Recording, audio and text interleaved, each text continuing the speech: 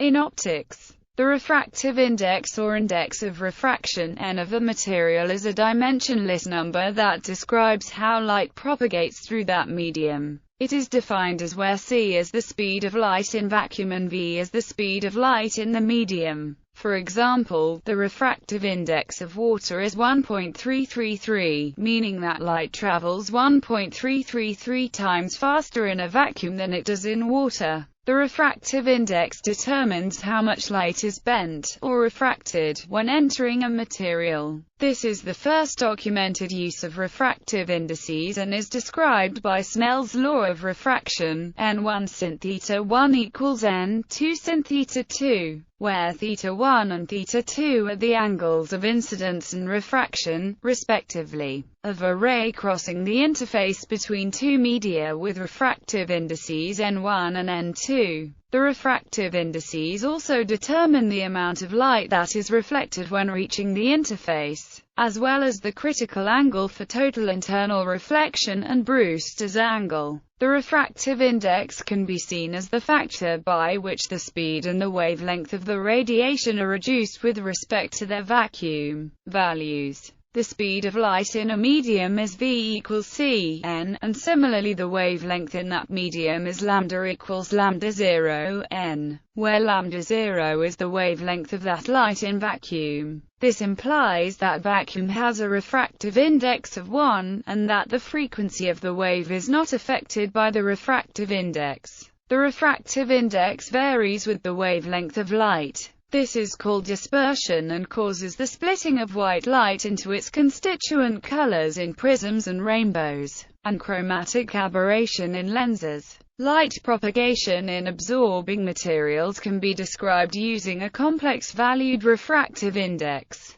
The imaginary part then handles the attenuation, while the real part accounts for refraction. The concept of refractive index is widely used within the full electromagnetic spectrum, from X-rays to radio waves. It can also be used with wave phenomena such as sound. In this case, the speed of sound is used instead of that of light, and a reference medium other than vacuum must be chosen. Definition: the refractive index n of an optical medium is defined as the ratio of the speed of light in vacuum, c equals 700,829,792,458 meters per second, and the phase velocity v of light in the medium. The phase velocity is the speed at which the crests or the phase of the wave moves, which may be different from the group velocity, the speed at which the pulse of light or the envelope of the wave moves. The definition above is sometimes referred to as the absolute refractive index or the absolute index of refraction to distinguish it from definitions where the speed of light in other reference media than vacuum is used. Historically, air at a standardized pressure and temperature has been common as a reference medium.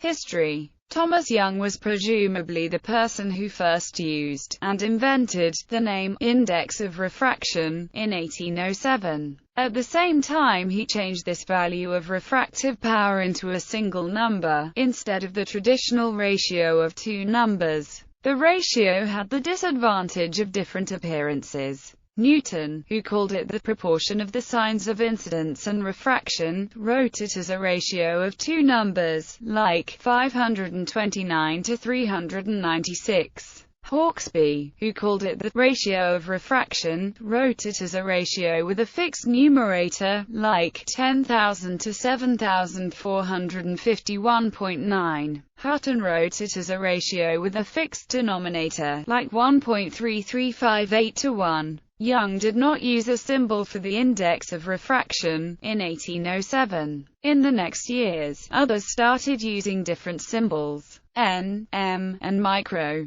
The symbol n gradually prevailed. Typical values. For visible light, most transparent media have refractive indices between 1 and 2. A few examples are given in the adjacent table. These values are measured at the yellow doublet sodium D line, with a wavelength of 589 nanometers, as is conventionally done. Gases at atmospheric pressure have refractive indices close to 1 because of their low density. Almost all solids and liquids have refractive indices above 1.3, with aerogel as the clear exception. Aerogel is a very low-density solid that can be produced with refractive index in the range from 1.002 to 1.265. Diamond lies at the other end of the range with the refractive index as high as 2.42. Most plastics have refractive indices in the range from 1.3 to 1.7, but some higher refractive index polymers can have values as high as 1.76. For infrared light, refractive indices can be considerably higher. Germanium is transparent in the wavelength region from 2 to 14 micrometers and has a refractive index of about 4, making it an important material for infrared optics. Refractive index below unity. According to the theory of relativity, no information can travel faster than the speed of light in vacuum. But this does not mean that the refractive index cannot be lower than 1. The refractive index measures the phase velocity of light, which does not carry information. The phase velocity is the speed at which the crests of the wave move and can be faster than the speed of light in vacuum, and thereby give a refractive index below 1. This can occur close to resonance frequencies, for absorbing media, in plasmas, and for X-rays. In the X-ray regime, the refractive indices are lower than but very close to 1. As an example, water has a refractive index of 69999999974 equals 1 minus 69932600000000000000000000000000000000000000000000000000000000000000000000000000000000000000000000000000000000000000000000000 2.6 times 10⁻⁷ for X-ray radiation at a photon energy of 698548065294609999930 keV. Negative refractive index. Recent research has also demonstrated the existence of materials with a negative refractive index, which can occur if permittivity and permeability have simultaneous negative values. This can be achieved with periodically constructed metamaterials. The resulting negative refraction offers the possibility of the superlens and other exotic phenomena. Microscopic explanation. At the microscale, an electromagnetic wave's phase velocity is slowed in a material because the electric field creates a disturbance in the charges of each atom, proportional to the electric susceptibility of the medium. As the electromagnetic fields oscillate in the wave, the charges in the material will be shaken back and forth at the same frequency. The charges thus radiate their own electromagnetic wave that is at the same frequency, but usually with a phase delay, as the charges may move out of phase with the force driving them. The light wave traveling in the medium is the macroscopic superposition of all such contributions in the material, the original wave plus the waves radiated by all the moving charges. This wave is typically a wave with the same frequency but shorter wavelength than the original, leading to a slowing of the wave's phase velocity. Most of the radiation from oscillating material charges will modify the incoming wave, changing its velocity. However, some net energy will be radiated in other directions or even at other frequencies, depending on the relative phase of the original driving wave and the waves radiated by the charge motion. There are several possibilities. If the electrons emit a light wave which is 90 degrees out of phase with the light wave shaking them, it will cause the total light wave to travel more slowly. This is the normal refraction of transparent materials like glass or water, and corresponds to a refractive index which is real and greater than 1. If the electrons emit a light wave which is 270 degrees out of phase with the light wave shaking them, it will cause the total light wave to travel more quickly. This is called anomalous refraction, and is observed close to absorption lines with X-rays, and in some microwave systems. It corresponds to a refractive index less than 1. If the response is sufficiently strong and out of phase, the result is a negative refractive index. If the electrons emit a light wave which is 180 degrees out of phase with the light wave shaking them, it will destructively interfere with the original light to reduce the total light intensity. This is light absorption in opaque materials and corresponds to an imaginary refractive index. If the electrons emit a light wave which is in phase with the light wave shaking them, it will amplify the light wave. This is rare, but occurs in lasers due to stimulated emission. It corresponds to an imaginary index of refraction, with the opposite sign to that of absorption. For most materials at visible light frequencies, the phase is somewhere between 90 degrees and 180 degrees. Corresponding to a combination of both refraction and absorption. Dispersion. The refractive index of materials varies with the wavelength of light. This is called dispersion and causes prisms and rainbows to divide white light into its constituent spectral colors. As the refractive index varies with wavelength, so will the refraction angle as light goes from one material to another. Dispersion also causes the focal length of lenses to be wavelength dependent. This is a type of chromatic aberration, which often needs to be corrected for in imaging systems. In regions of the spectrum where the material does not absorb light, the refractive index tends to decrease with increasing wavelength, and thus increase with frequency. This is called normal dispersion, in contrast to anomalous dispersion, where the refractive index increases with wavelength. For visible light, normal dispersion means that the refractive index is higher for blue light than for red. For optics in the visual range, the amount of dispersion of a lens material is often quantified by the Abbe number. For a more accurate description of the wavelength dependence of the refractive index, the Selmayr equation can be used. It is an empirical formula that works well in describing dispersion.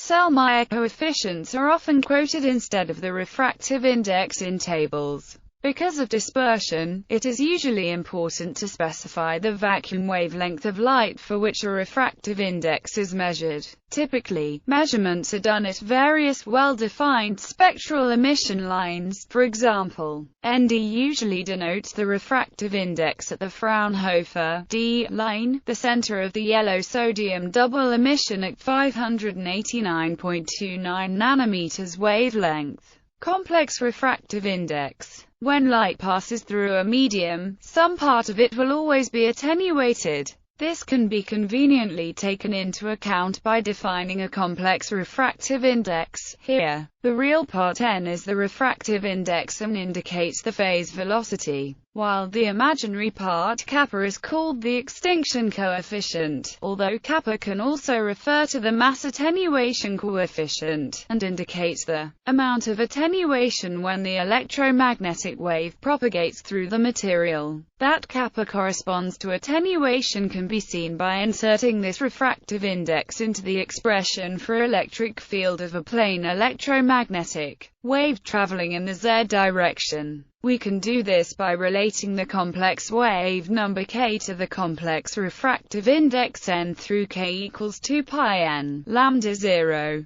with lambda 0 being the vacuum wavelength. This can be inserted into the plane wave expression, as here we see that kappa gives an exponential decay, as expected from the Beer-Lambert law. Since intensity is proportional to the square of the electric field, it will depend on the depth into the material as exp, and the attenuation coefficient becomes alpha equals 4 pi kappa lambda 0. This also relates it to the penetration depth, the distance after which the intensity is reduced by 1, e, delta p equals 1, alpha equals lambda 0. Both n and kappa are dependent on the frequency. In most circumstances, kappa greater than 0 or kappa equals 0. In special situations, especially in the gain medium of lasers, it is also possible that kappa less than 0, corresponding to an amplification of the light. An alternative convention uses n equals n minus I kappa instead of n equals n plus I kappa, but where kappa greater than 0 still corresponds to loss.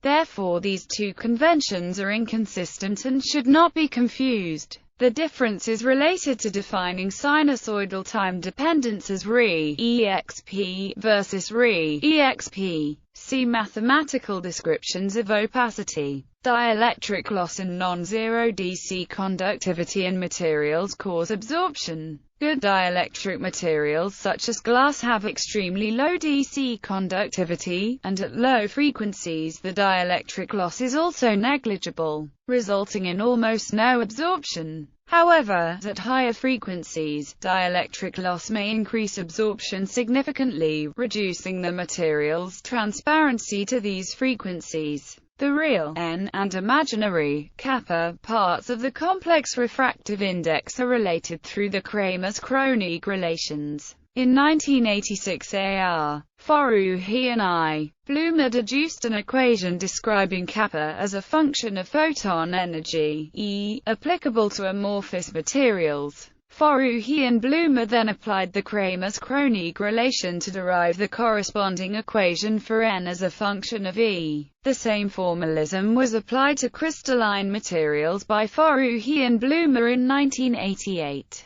The refractive index and extinction coefficient, N and kappa, cannot be measured directly. They must be determined indirectly from measurable quantities that depend on them, such as reflectance, R, or transmittance, T, or ellipsometric parameters, psi and delta. The determination of N and kappa from such measured quantities will involve developing a theoretical expression for R or T, or psi and delta in terms of a valid physical model for N and kappa. By fitting the theoretical model to the measured R or T, or psi and delta using regression analysis, N and kappa can be deduced. For X-ray and extreme ultraviolet radiation, the complex refractive index deviates only slightly from unity and usually has a real part smaller than 1. It is therefore normally written as N equals 1 minus delta plus I beta.